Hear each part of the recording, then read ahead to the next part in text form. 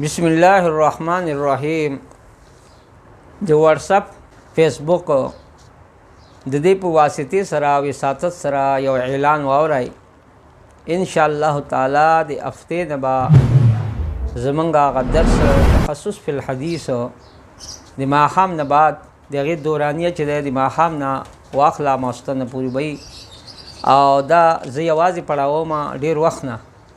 خو څه کالې ملګرو اصرار وکړو، د یو ځای نه ټلیفون راغی، بل ځای نه اطلاع راغله چې تاسو دا په واتساپ یوټیوب باندې او په دې چینل وچلوئ نو ښه به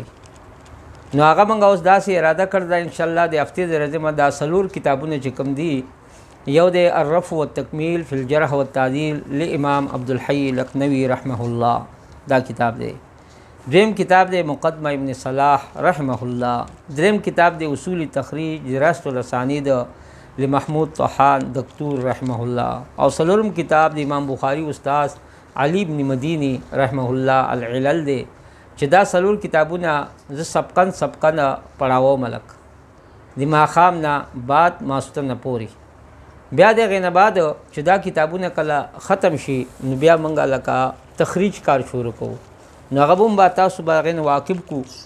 چې کله تخریج کار وشي کال پوره شي نو بیا د هغې زه سند هم ورکوم تخصص فی الحدیث. بیا ما سره رابطه کوئ، سند به تاسو ته تاسو ما سره په رابطه کې یئ نو انشاءالله په دې کې به تاسو لپاره خیر وي.